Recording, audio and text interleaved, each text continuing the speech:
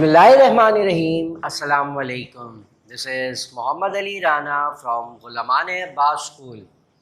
In this video lecture, we are doing these two SLOs, SLO 755 and SLO 756.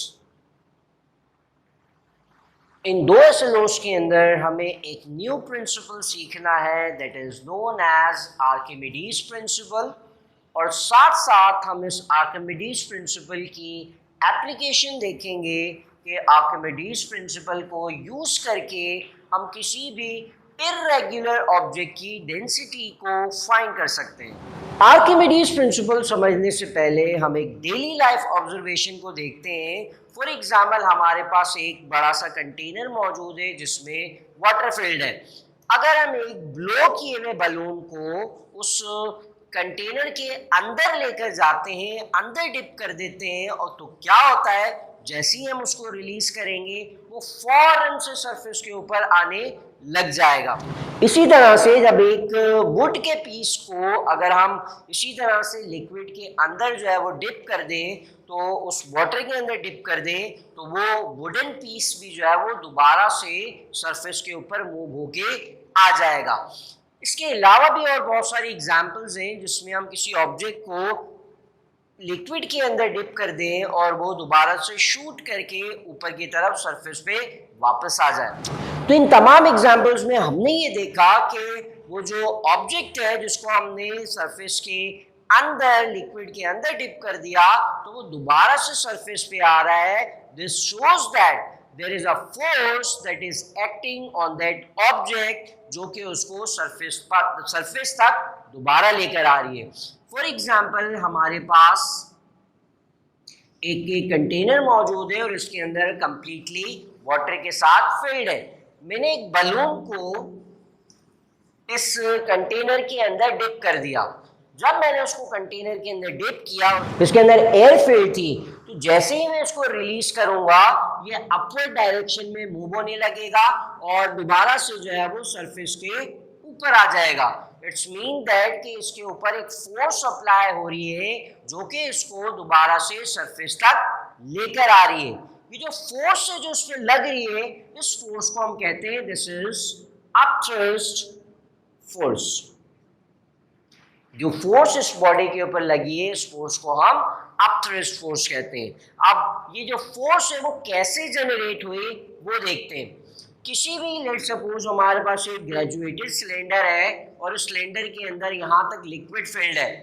हम इसके अंदर कुछ marble के पीस डाल देते हैं, तो क्या होगा, जैसे ही मैंने इसके अंदर मार्बल के पीस डाले, इस लिक्विड का जो लेवल है वो राइज हो जाएगा। ये हमने डेली लाइफ में ऑब्जर्व किया है। या रैंडम स्टोन के पीस इसमें डाल दिए तो वाटर का लेवल राइज हो जाएगा। क्यों राइज हुआ भाई ये लेवल वाटर का? Because these piece of marbles are solid and these are matter and we know that matter occupy space. Matter जो है वो स्पेस ऑक्यूपाई करता है। तो इन मार्बल्स ने वाटर के मॉलिक्यूल्स को सेपरेट किया, अपनी जगह बनाई, जिसकी वजह से वाटर के जो मॉलिक्यूल्स हैं वो रेज हो गए। तो इन तमाम मार्बल्स का जो वॉल्यूम है वो हम फाइंड कर सकते हैं कि the rise in the volume और rise in the level of that liquid is equal to the volume of that object. Similarly, जब हमने इस बलून को डिप किया इस वाटर टैंक के अंदर, तो इस बलून एक मैटर है, अंदर जो एयर मौजूद है वो मैटर है, और बलून जो है वो स्पेस ऑक्यूपाई कर रहा है। तो जब हमने उसको वाटर में डिप किया तो उस बलून ने क्या किया, वाटर के मॉलिक्यूल्स को सेपरेट आउट किया, और सेपरेट आउट करने की वजह से उसने अपनी स्पेस बनाई। अब जैसे ही उसने अपनी स्पेस बनाई लिक्विड के अंदर, तो वो जो वाटर मॉलिक्यूल्स डिस्प्लेस हुए थे उसकी वजह से इसका लेवल जो है वो राइज हो जाएगा। तो आर्किमिडीज ने ये कहा था कि जब भी हम किसी ऑब्जेक्ट को एक लिक्विड के अंदर डिप करते हैं या इमर्ज कर देते हैं, चाहे पार्शियली और completely, that object displaces some amount of liquid. वो ऑब्जेक्ट जो है वो एक सर्टेन अमाउंट ऑफ लिक्विड को डिस्प्लेस कर देगा। जब कुछ अमाउंट ऑफ लिक्विड वो डिस्प्लेस करेगा तो आर्किमिडीज कहता है कि उस ऑब्जेक्ट के ऊपर एक फोर्स लगेगी, उस ऑब्जेक्ट के ऊपर जिसने डिस्प्लेस किया था। So according to this Archimedes principle, the weight of that displace liquid, उस वेट के बराबर इस ऑब्जेक्ट के ऊपर फोर्स अप्लाई होगी जिसकी डायरेक्शन जो है वो वेट के ऑपोजिट होती है, अपवर्ड डायरेक्शन में होगी। उस अपथ्रस्ट फोर्स की वजह से ये जो बलून है या जो वुडन पीस है वो अपवर्ड डायरेक्शन में मूव करने लगेगा। इसी तरह से एक और एग्जांपल ले लेते हैं। Let's say we have this container, हमने एक ऑब्जेक्ट को जो है वो इस तरह से 3 डिफरेंट पोजीशन पे लिक्विड के अंदर इमर्ज कर दिया।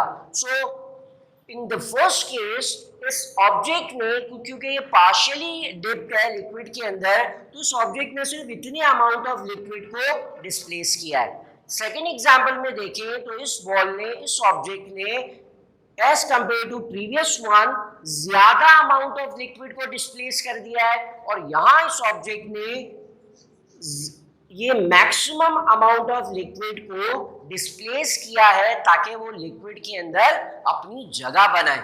तो यहाँ इस केस के अंदर जो इस ऑब्जेक्ट पे अपथ्रस्ट फोर्स लग रही होगी वो कम होगी एज कंपेयर टू इसके। और अगर हम यहाँ देखें तो इन तीनों में सबसे ज्यादा जो अपथ्रस्ट लग रही है वो थर्ड वाले ऑब्जेक्ट के ऊपर लग रही है। तो ये जो अपथ्रस्ट फोर्स है ये डिपेंड करती है weight of the amount of liquid displaced. जितना ज्यादा लिक्विड डिस्प्लेस्ड होगा उस लिक्विड के वेट के बराबर इन ऑब्जेक्ट के ऊपर अपथ्रस्ट फोर्स लगेगी, और इस अपथ्रस्ट फोर्स की जो डायरेक्शन है वो हमेशा वेट फोर्स के ऑपोजिट होती है। इसी वजह से ये ऑब्जेक्ट जो है वो फौरन से शूट करके ऊपर की तरफ मूव करने लगेगा। सो अगर हम आर्किमिडीज प्रिंसिपल को रिकॉल दोबारा से डिफाइन करें तो Archimedes principle states that when an object is completely और partially emerged in a liquid, then force acts on it in the upward direction that is equal to the weight of the liquid displaced by that object। जब भी हम किसी object को partially और completely liquid में dip कर देंगे तो वो ऑब्जेक्ट जो है वो लिक्विड के मॉलिक्यूल को डिस्प्लेस करेगा।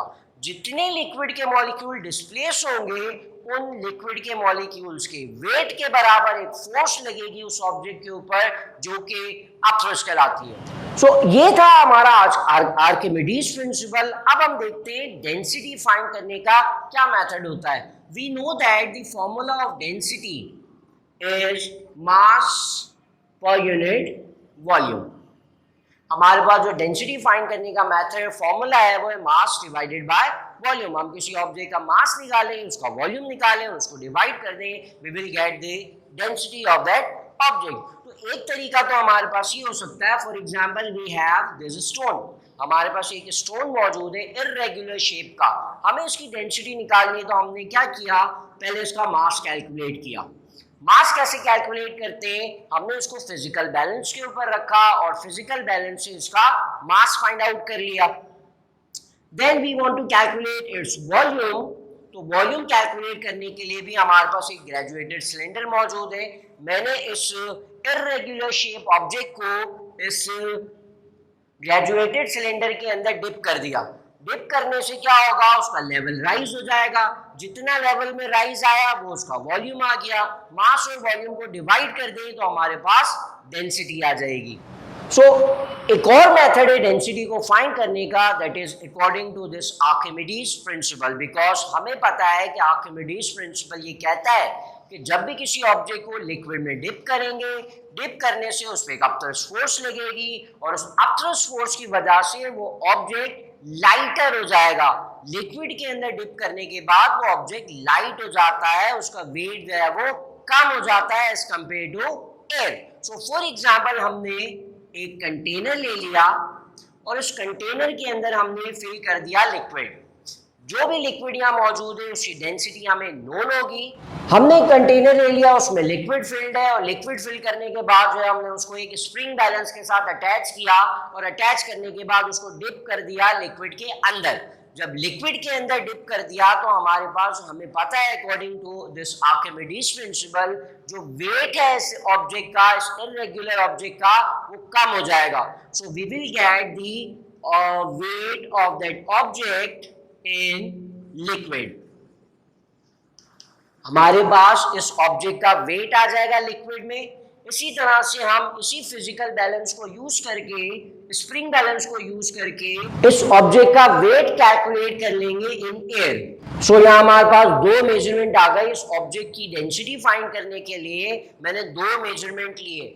One is its weight by using spring balance और न्यूटन बैलेंस इन एयर। मैंने एयर के अंदर हैंग करके इसका वेट कैलकुलेट किया।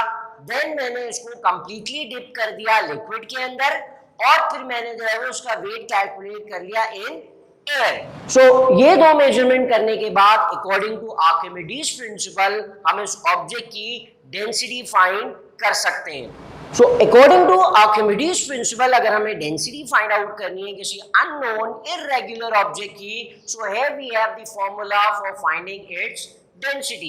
The density of that object is equal to its weight in air divided by weight in air minus weight in liquid multiply by density of that liquid. तो यहाँ मैंने container लिया था, उसमें एक लिक्विड को fill किया, let's say we have water, and एक ऑब्जेक्ट था इरेगुलर जिसकी मुझे डेंसिटी फाइंड करनी थी। तो मैंने उस ऑब्जेक्ट को उस स्प्रिंग मीटर के साथ हैंग कर दिया, तो मेरे पास वेट इन एयर आ जाएगा। देन मैंने उसको लिक्विड के अंदर डिप किया, so we will get its weight in liquid. तो ये हमारे पास आ गया वेट इन एयर, और या ये इस मेथड से हमारे पास आ जाएगा इट्स वेट इन लिक्विड। सो ये दो मेजरमेंट ले ली मैंने, और वी नो दैट अगर मैंने वाटर फिल किया है तो वाटर की डेंसिटी 1000 किलोग्राम पर मीटर क्यूब, ये डेंसिटी हो गई मेरे पास वाटर की। और इन वैल्यूज को अगर मैं यहाँ सब्स्टिट्यूट कर दूं, here we will have its object का weight in air, this is what object weight in air and object's weight in volume multiply by density of this liquid। तो इस फॉर्मूले की मदद से हम इस एक्सपेरिमेंटल को परफॉर्म करके एक अननोन ऑब्जेक्ट की डेंसिटी फाइंड कर सकते हैं। साथ साथ मैंने एक और मेथड बताया था, density is equals to mass over volume. Mass calculate करने के लिए हम फिजिकल बैलेंस, और वॉल्यूम कैलकुलेट करने के लिए हम एक ग्रेजुएटेड सिलेंडर यूज कर सकते हैं। तो ये दोनों मेथड के थ्रू जो है वो हम किसी भी अननोन ऑब्जेक्ट की डेंसिटी, अननोन के साथ साथ इर्रेगुलर ऑब्जेक्ट की डेंसिटी फाइंड कर सकते हैं। तो ये था हमारा आज का लेक्चर जिसमें हमने आर्किमिडीज प्रिंसिपल सीखा। आर्किमिडीज प्रिंसिपल के अंदर एक न्यू टर्म आती है, दैट इज अपथ्रस्ट, इस अपथ्रस्ट फोर्स के बारे में जाना। बेसिकली आर्किमिडीज प्रिंसिपल इस अपथ्रस्ट फोर्स को ही डिफाइन करता है, और इस अपथ्रस्ट फोर्स के होने की वजह से क्या इफेक्ट पड़ता है ऑब्जेक्ट के ऊपर, वो हमें आर्किमिडीज प्रिंसिपल से सीखा। साथ साथ हमने जो है वो इसी आर्किमिडीज प्रिंसिपल को यूज करके ऑब्जेक्ट की डेंसिटी कैलकुलेट करने का मेथड सीखा। One method is that simple mass over volume, जिसमें हमने मास और वॉल्यूम निकालने का तरीका जाना, और साथ साथ आर्किमिडीज प्रिंसिपल के अकॉर्डिंग अगर हमें डेंसिटी कैलकुलेट करनी है तो by using this formula and this experiment हमने आर्किमिडीज प्रिंसिपल को यूज करके एक इर्रेगुलर ऑब्जेक्ट की डेंसिटी निकाली। So that is it for today's class. Inshallah, I will see you in the next video lecture with another topic from this chapter number 7, physical properties of matter. Till then, this is Muhammad Ali Rana taking off from this class. Allah Hafiz.